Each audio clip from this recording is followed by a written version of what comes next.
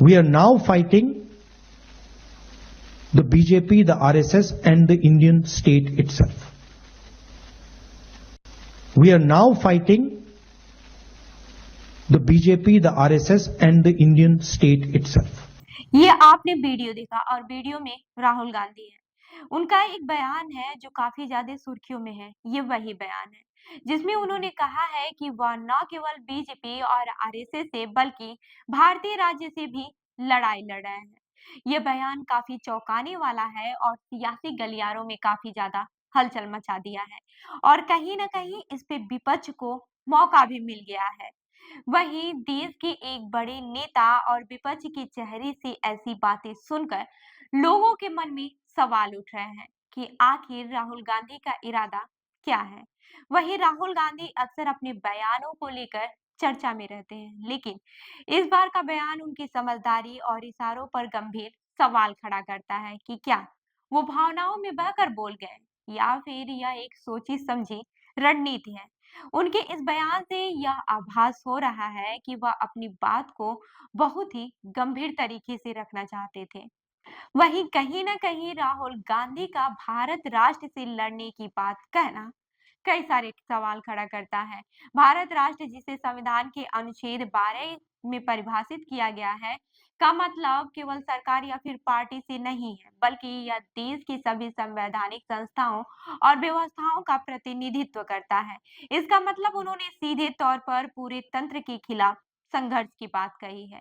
राहुल गांधी के इस बयान को माओवादी सोच की भाषा कहा जा रहा है। माओवादी में व्यवस्था के खिलाफ संघर्ष और पूरी प्रणाली को चुनौती देने की बातें होती है। राहुल गांधी के बयान को लेकर लोग सवाल उठा रहे हैं कि क्या यह वास्तव में उनकी मंशा है। यह पहला मौका नहीं है जब राहुल गांधी ने विवादित बयान दिया है। पहले भी वह कह चुके हैं कि भारत एक राष्ट्र नहीं, राज्यों का संघ है। इस बयान से यह भी सवाल खड़ा हुआ कि क्या राहुल गांधी राष्ट्रवाद को मानते भी हैं। उनकी इस सोच पर जनता और राजनीतिक विश्लेषकों ने कई सवाल खड़े किए हैं। हालांकि राजनीति में बयानबाजी कई बार रणनीति का हिस्सा होती है। राहुल गांधी का यह बयान भी उनके लिए एक बड़ी राजनीतिक चाल हो सकती है। वे बीजेपी और आरएसएस को घेरने की कोशिश कर रहे होंगे, लेकिन भारत राष्ट्र से लड़ने की बात करना उनकी छवि को नुकसान पहुंचा सकता है। राहुल गांधी पर पहले भी कई बार देश विरोधी सोच रखने वाले का आरोप लग चुका है। उनके चीनी अधिकारियों से कथित गुप्त मुलाकात और विदेशी नेताओं से संबंधों को लेकर भी सवाल उठते रहे हैं। इन आरोपों के बीच उनका यह बयान उनके आलोचकों को और अधिक ताकत दे सकता है। वहीं अब राहुल गांधी के बयान से यह सवाल भी उठता है कि क्या वह अपनी बातों से जनता का विश्वास खो रहे हैं।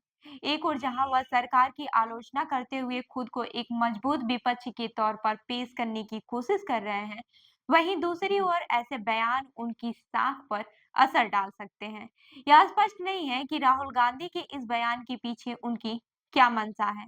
क्या वह बीजेपी और आरएसएस पर निशाना साधने चाहते थे या फिर वह कुछ और संदेश देना चाहते थे या फिर उनकी जुबान फिसल गई।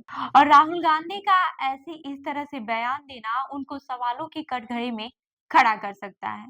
तो इस खबर पर क्या है आपकी राय हमें जरूर बताएं। मैं हूं रूबी आपके साथ और आप देख रहे हैं जनदर्पण न्यूज। धन्यवाद।